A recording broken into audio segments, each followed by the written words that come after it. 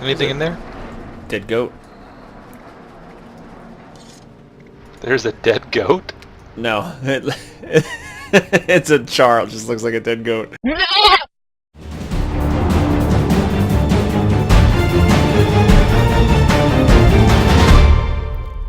Howdy folks, my name is Richie aka Bog Otter, and I'm here with a Molten Weapon Facility guide in Guild Wars 2. This is a new Living Story dungeon that just came in on the April 30th patch, and it is only going to be available until May 12th, so if you want to check it out, you have to do that now. The dungeon entrance can be found in the Wayfarer Foothills, southeast of the Vendrake's Homestead waypoint, though ArenaNet has confirmed that the dungeon entrance will change locations, which will actually change some things that go on inside the dungeon as well. Now, this dungeon is the finale of the Flame and Frost Living Story arc, and so you'll be greeted when you enter the instance by the Living Story characters Bram and Rox, and it's kind of like their story to get back at the Molten Alliance for disrupting their homelands. And they're also trying to free a bunch of people that have been put to slave work in the mines. Got no choice. Those dreads are keeping prisoners. Some are friends of mine.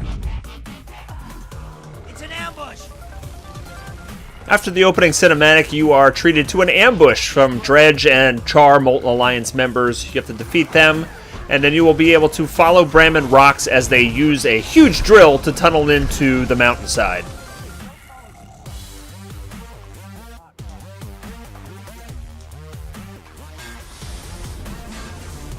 As you tunnel into the mountain, don't follow the drill too closely unless you like being lit on fire, and if you do, who am I to judge?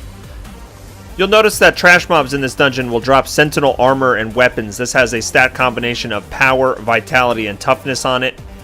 You can actually salvage these items for a chance to get the inscriptions and insignia with this stat combo. And their side passages that are opening up as you follow this drill have a bunch of trash monsters in it that you can skip, or you can actually kill them to get access to these mining nodes that actually have a chance to drop azurite crystals or azurite orbs. The crystals come from mithril mining nodes, while the orbs actually come from orichalcum mining nodes. And speaking of orichalcum, after you finish this tunnel, over here on the right-hand side, you can find this small little jumping puzzle, and then there's a spider cave, and at the end of it, you can help yourself to a delicious orichalcum mining node and a chance to get some of those azurite orbs.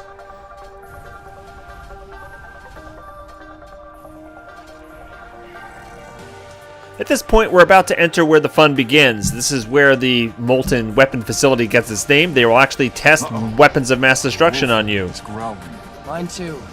I mean, you know what I mean. Believe me, I do. They're testing weapons here, and they're captured prisoners. Is that great spirits? I know it. Ooh, too early for flapjacks? The weapon test encounter will test your group's situational awareness. There will be a bunch of hazards you will have to avoid, and there is a central core that you need to kill when it becomes active. At first, you're just going to be dodging things. These pummelers will put down a shockwave, which you can jump over. Now, these hazards occur in random order, so you might not get these pummelers first. Basically, you're trying to avoid as much damage as possible and waiting for an opportunity to attack the core. You can see that it becomes active right about there. Do as much damage to the core as you can while it's active, and then prepare for the next environmental hazard. The red circles will be placed on the ground that shall shortly erupt in flames afterward. Dodge and try to find a safe spot. Then you're going to use this core in the middle to dodge these flaming cyclones. Sometimes mobs will spawn randomly around the room. It's best to avoid them while you're damaging the core. They will despawn. After you do enough damage to the core, you'll enter the final stage where you will have to dodge all of the environmental effects at once while killing the core. Stay on your toes and good luck, and then you'll have this encounter beat.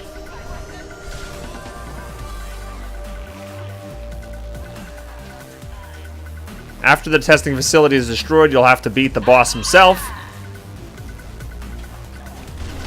which is very challenging.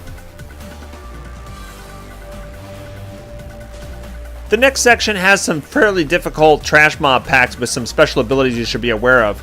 The Molten Protectors have a giant red AoE that actually protects all creatures inside it from taking any damage, so you'll want to kite them out of there or knock them back or do some sort of mechanic that can pull them out of that range. There's also a Molten Gunner. They do a fiery tornado that causes a knockback. They also can rocket jump all over the place. They do a lot of damage. Those two types of monsters should be attacked first. You'll also notice you'll be taking some cold environmental damage in this section, and that's caused by these machines by the fan. You want to have a couple people go over and destroy them as soon as possible to minimize the damage. Take this section slow, only work on one pack at a time, and be careful. At a certain point, some of the monsters will come from behind, so you want to pull these monsters back and take them as slowly as possible. Now, this is a mini-boss, the veteran Molten Effigy. There is a coolant box behind him that you want to destroy, and you want to make sure that there's a limited number of trash around him, because one of his abilities is to buff his allies. Other than looking really cool, he's not too difficult to dispatch.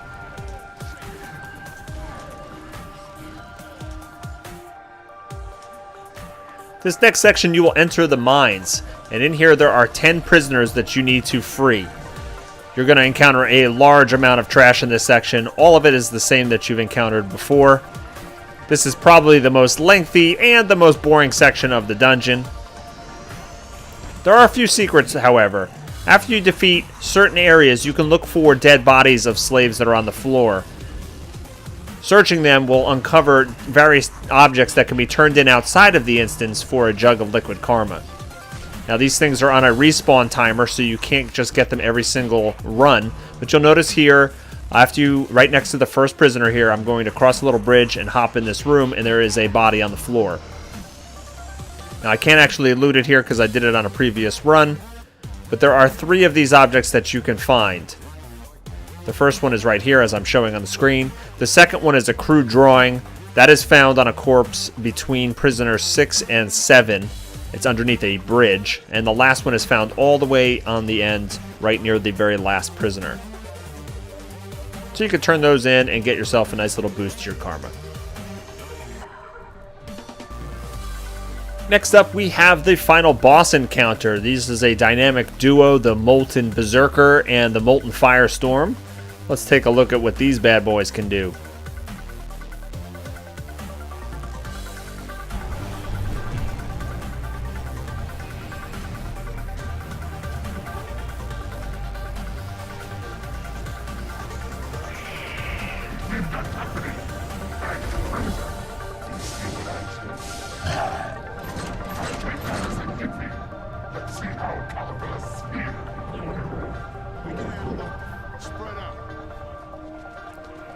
This is a complicated boss encounter. These 2 enemies have a variety of different environmental effects, most of which you've seen on earlier creatures in the instance.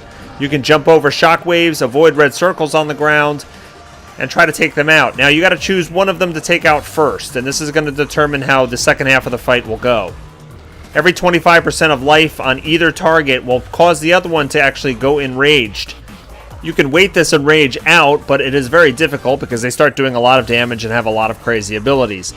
Alternatively, you can target the enraged creature, and damaging it will remove stacks of the enrage until it goes away. Then resume damaging the first boss, the one that you want to kill first. You're going to rinse and repeat this until one or the other is destroyed.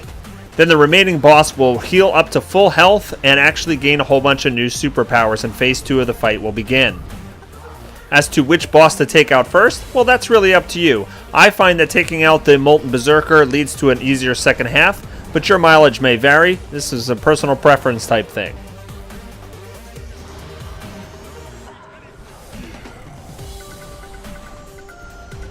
Let's check out phase 2 after you kill the Molten Berserker first.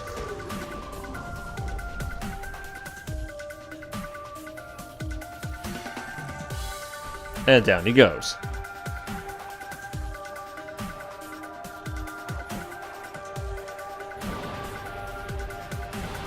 Okay, phase 2 with the Molten Firestorm alive. He is going to make the playing field a lot smaller. You can see the outer skirts of this circle have now become a death trap, which I'm caught in and going to die from. Okay, so you need to stay in the inner circle. He does have some abilities that try to knock you into that shockwave area. So stay in the middle ring and avoid his environmental effects. Other than that, it's pretty easy to take him out. Avoid the red circles, stay inside the middle, and blast him down.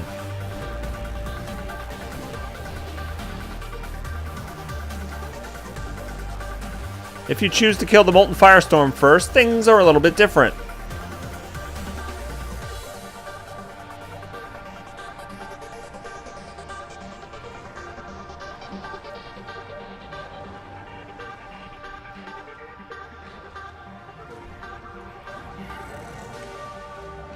The Molten Berserker gets very, very angry.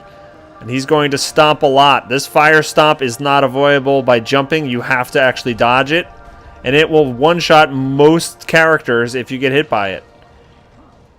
There's red circles everywhere with falling debris. You got to avoid that. And he will also jump up and down and do shockwaves, which you can jump over. He can also shadow step and teleport virtually on top of you.